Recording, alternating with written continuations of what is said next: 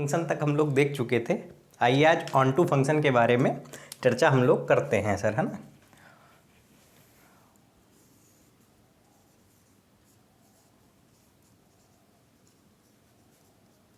पहले मैं डेफिनीशन जो भी है इसकी लिख दूंगा, ऑन टू फंक्शन, और दूसरा अपना रहेगा ऑन टू का भाई ही है, ये क्या है, इनटू फंक्शन।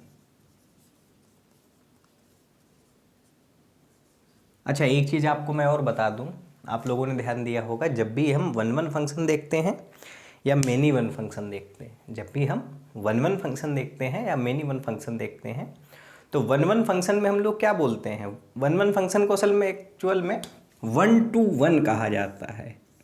क्या कहा जाता है? One two one. मतलब एक आदमी ही एक आदमी को तीर मारेगा।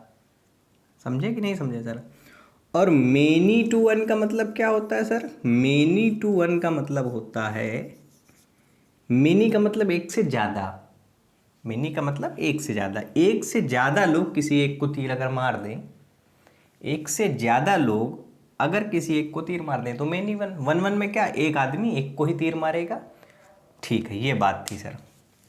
तो ये जो हम वन वन देखते थे या मेनी वन देखते थे, ये सब हम लोग जो डोमेन सेट होता था, डोमेन सेट कौन सा, हम लोग सेट ए के हिसाब से चीज़ों को देखते थे। ये सेट ए, इसके हिसाब से हम लोग चीज़ों को देखते थे।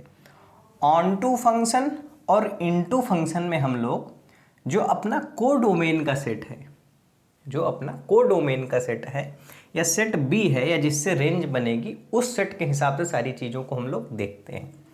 तो वन वन और मेनी वन सेट ए के हिसाब से देख रहे थे या सेट ऑफ को डोमेन के हिसाब से देख रहे थे। ऑन टू और इनटू हम लोग सेट ऑफ को डोमेन के हिसाब से देखेंगे। ये चीज़ आप लोग ध्यान में रखिएगा। अच्छा, इसमें मैंने एक चीज़ आपको और बताई थी सर, वन वन और मेनी वन में, वन वन और मेनी वन में मैंने क्या बताया था कि total number of one one function plus total number of many one function is equals to total possible function. ठीक है, तो ऑन टू और इनटू में भी वही होगा, अभी देखिएगा कैसे होगा, लेकिन है ना। A function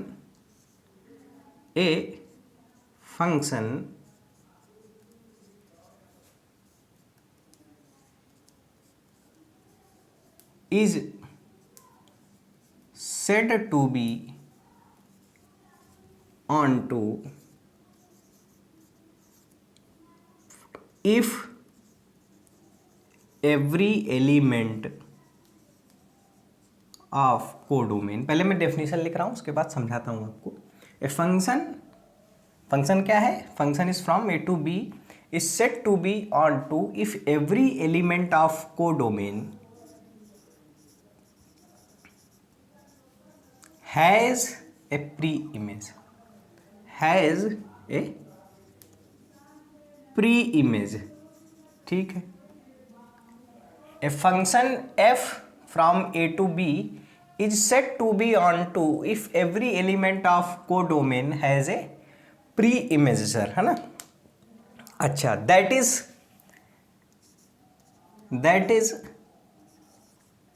range is equals to codomain.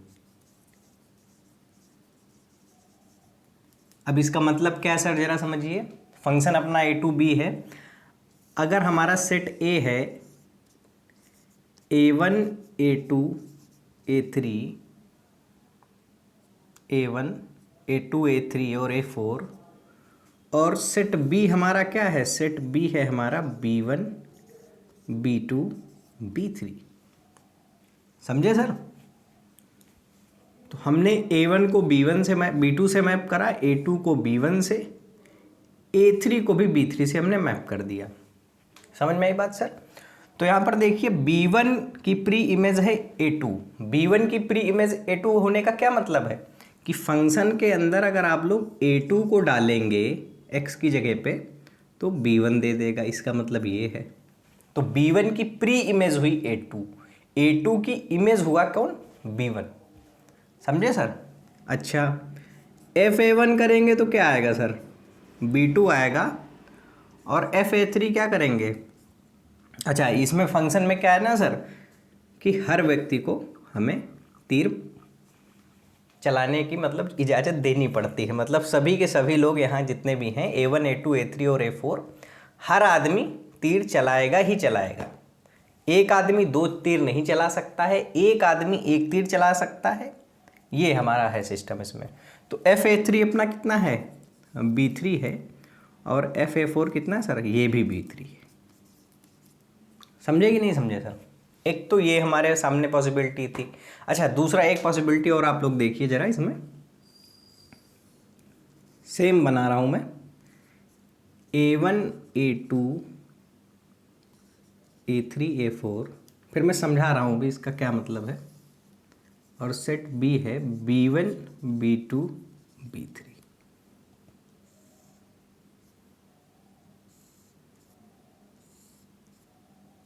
एक ये है, सभी ने देखिए तीर मारा है और एक आदमी ने एक ही तीर मारा है।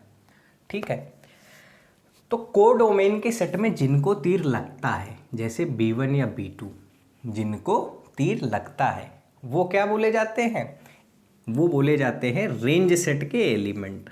तो हमारा जो रेंज सेट बनता है, रेंज सेट में क्या होता है, रेंज सेट में B1 B2 आएगा यहाँ पर। समझ में आई बात कि नहीं आई सर? अच्छा, रेंज सेट जो भी आता है, रेंज सेट के जो भी एलिमेंट्स होते हैं वो हमारे कोडोमेन के सेट से ही आते हैं। तो हम लोग क्या देखते हैं कि जो रेंज सेट है वो हमेशा क्या रहता है, सबसेट रहता है कोडोमेन के सेट का। रेंज सेट क्या रहता है, कोडोमेन के सेट का सबसेट रहता है। ठीक है, अच्छा यहाँ पर क्या हो रहा है, B1 B2 B3 तीनों को तीर लग रहा है, मतलब तीनों के तीनों ही रेंज सेट में हैं। तीनों के तीनों ही किस में हैं, रेंज सेट में हैं, B1 B2 B3। तो रेंज सेट में तीनों आ जाएंगे। यहाँ पर आप देखिए कि जो रेंज है वो कोडोमेन के इक्वल है। रेंज किसके इक्वल है, कोडोमेन के, क्योंकि कोडोमेन के जितने भी एलिमेंट थे उन सबको तीर लगा है। इस वजह से रेंज सेट के अंदर सारे के सारे लोग आ गए, इसमें तो कोई दिक्कत है नहीं सर। ठीक है, तो ये बेसिक अब समझिए इसमें क्या बोल रहे हैं कि a function f from a to b is set to be onto if every element of codomain has a pre image. Codomain के प्रत्येक एलिमेंट के पास में अगर प्री इमेज है तो फंक्शन क्या हो जाता है सर, हमारा ऑन टू हो जाता है। तो देखिए B1 के पास में भी प्री इमेज है, B1 के पास में प्री इमेज क्या है, A2 है, B2 के पास में प्री इमेज क्या है, A1 है, B3 के पास में दो दो प्री इमेजेस हैं, A3 और A4। इसमें भी दिक्कत नहीं है, लेकिन कम से कम एक प्री इमेज होनी जरूरी है कोडोमेन सेट के प्रत्येक एलिमेंट के पास में। कोडोमेन सेट के प्रत्येक एलिमेंट के पास में अगर एटलीस्ट एक प्री इमेज है तो फंक्शन ऑन टू हो जाता है। अब कोडोमेन के हर एलिमेंट के पास प्री इमेज है, मतलब सभी को तीर लगा है, मतलब सभी को तीर लगा है, मतलब सारे के सारे रेंज सेट में आएंगे। रेंज सेट में कौन आता है सर, जिनको तीर लगता है। यहां पर क्या हुआ, यहां पर हुआ है अपना, जब हम लोग x की जगह पर A1 को भरेंगे तो B1 आएगा, A4 को भरेंगे तब भी B1 आएगा, और A2 को भरेंगे तब भी B2 आएगा, A3 को भरेंगे तब भी B2 आएगा। समझे कि नहीं समझे? तो रेंज सेट अगर कोडोमेन के सेट के बराबर हो जाए तो फंक्शन हमारा ऑन टू होता है। ऑन टू फंक्शन की क्या खास बात है, कोडोमेन सेट का कोई भी एलिमेंट नहीं छूटता है, सबको तीर लगता ही लगता है सर। ठीक है सर, इतनी बात समझिए। अच्छा, ऑन टू फंक्शन आपको समझ में आया होगा। ऑन टू फंक्शन का क्या मतलब है, रेंज सेट आपका कोडोमेन के सेट के बराबर हो जाएगा। इसमें क्या था सर, दो ही लोगों को तीर लगा था कोडोमेन सेट के, तो एक आदमी रेंज सेट में नहीं आया B3 जिसको तीर नहीं लगा था, B1 B2 आए क्योंकि वो उनको तीर लगा था। समझे कि नहीं समझे? तो यहां पर रेंज क्या हो गया, सबसेट हो गया कोडोमेन का। इतनी सी बात समझे कि नहीं समझे सर? तो ध्यान रखिएगा। तो ये ऑन टू फंक्शन हो गया। अब इनटू के बारे में मैं बता दे रहा हूं आपको, वैसे ये इनटू फंक्शन ही है।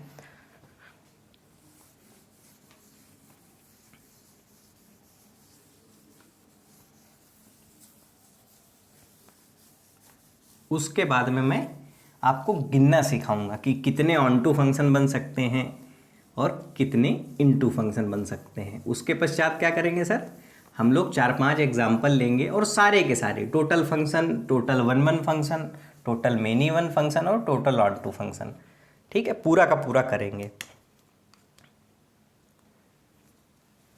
ठीक है, इनटू फंक्शन कब बोला जाता है, जैसे इसमें क्या डेफिनेशन है अपनी, ए फंक्शन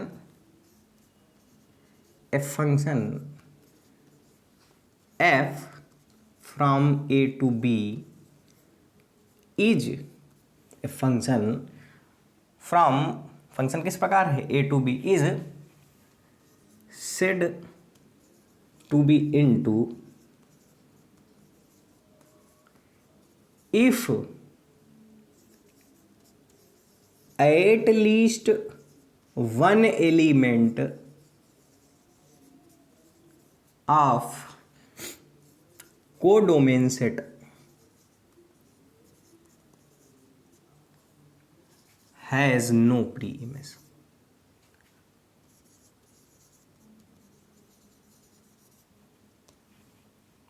दैट इज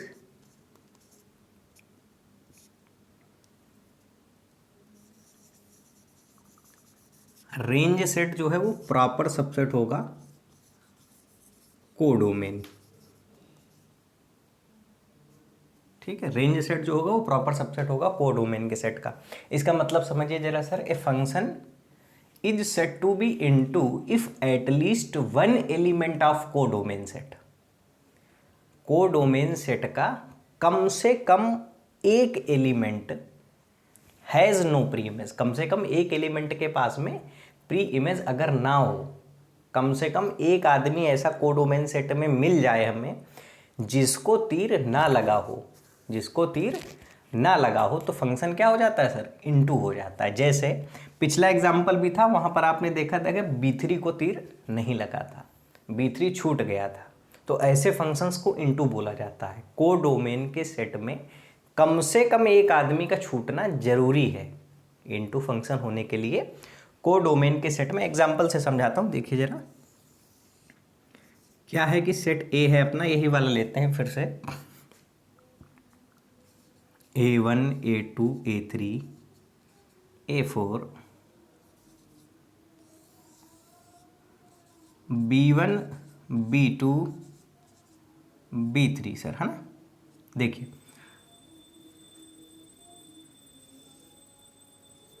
थोड़ा सा बैकग्राउंड से आप लोग मैनेज कर लीजिएगा, कोई शायद पूजा कर रहा है sir.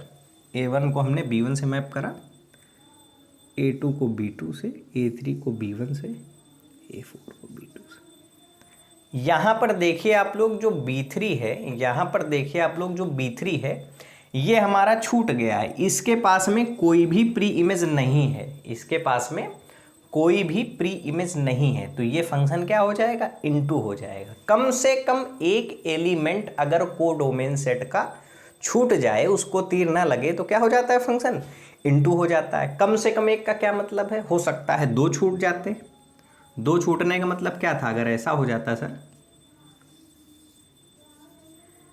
A1 A2 A3 A4 B1 B2 B3,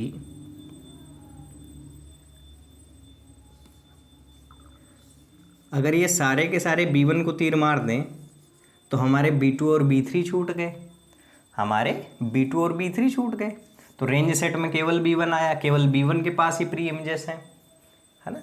लेकिन कम से कम एक जरूर छूटना चाहिए इनटू होने के लिए। दो छूट जाएं, दो से ज़्यादा हैं, इस केस में तो नहीं छूट सकते, क्योंकि अगर हमने B1 को भी छोड़ दिया तो अब इनको तीर तो मारना ही है फंक्शन होने के लिए, तो किसको तीर मारेंगे, समस्या आ जाएगी ना सर।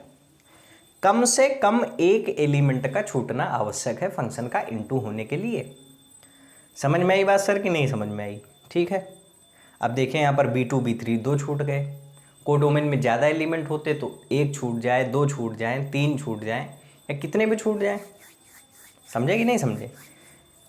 बशर्ते एक चीज़ होनी चाहिए कि तीर सभी लोग मार रहे हों इधर, ऐसा नहीं कि तीर ना मार रहे हो तुम सभी को छोड़ दो। अब यहाँ पर बोलो कि B1 को भी छोड़ दो तो पॉसिबल नहीं सर, फिर ये लोग तीर किसको मारेंगे, और तीर नहीं मार पाएंगे तो ये फंक्शन नहीं रहेगा, है ना।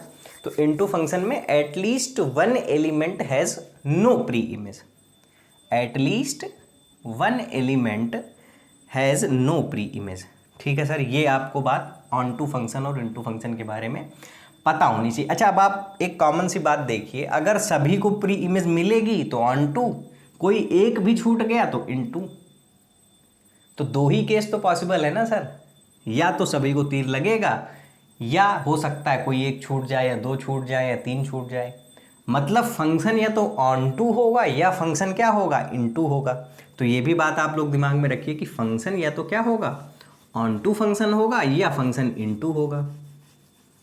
समझे कि नहीं समझे सर?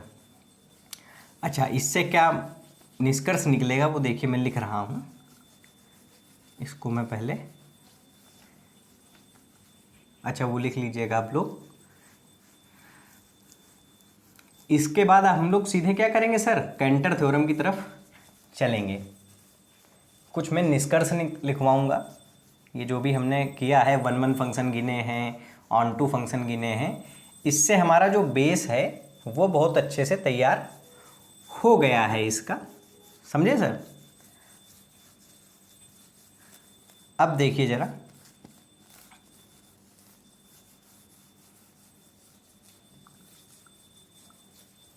अब मैं क्या बता रहा हूं, एक फार्मूला लिखिए, total number of onto function plus total number of into function, ये लिख लीजिए आप लोग, is equals to total possible function, is equals to total possible function. अच्छा, आप लोग एक बात देखिए कि फंक्शन या तो ऑन टू होगा या इनटू होगा। तो जितने भी पॉसिबल ऑन टू फंक्शन होंगे और जितने भी पॉसिबल इनटू फंक्शन होंगे, उनका जो सम होगा वो टोटल पॉसिबल फंक्शन के बराबर ही होगा। जैसे हम लोगों ने क्या किया था, total number of one one function plus total number of many one function is equals to total possible function किया था। क्योंकि या तो फंक्शन वन वन होगा और वन वन नहीं होगा तो मेनी वन होगा, दो ही तो पॉसिबिलिटीज़ हैं सर। तो इस केस में भी ऐसा है। तो उसमें हम लोग total number of many one function निकालने के लिए क्या करते थे, हम लोग total number of one one function निकालते थे, उसको माइनस कर देते थे टोटल फंक्शन पॉसिबल से, तो number of many one function आ जाता था। तो इस फार्मूले का हम लोग यूज़ करेंगे, इस फार्मूले का हम लोग क्या करेंगे, यूज़ करेंगे सर। अब देखिए ज़रा, वन वन फंक्शन में जैसे हमने क्या करा था, cardinality of a is greater than cardinality of b के केस में क्या होता है sir, one one function possible ही नहीं थे बनाने, तो total number of one one function कितने आ गए थे, जीरो आ गए थे। Total number of one one function कितने आ गए थे सर, जीरो आ गए थे। कार्डिनलिटी ऑफ ए अगर कम हो बी से, तो यहाँ पर वन वन फंक्शन अपने क्या थे, पॉसिबल थे सर। वन वन फंक्शन क्या थे, पॉसिबल थे। तो अब देखते हैं ये कंडीशंस क्या होनी चाहिए ताकि हमारा जो ऑन टू मैप है कम से कम एक मैप तो बन ही सके सर, है ना। देखिएगा सर, ये नोट कर लीजिए आप लोग, ठीक है, पीछे करके नोट कर लीजिए।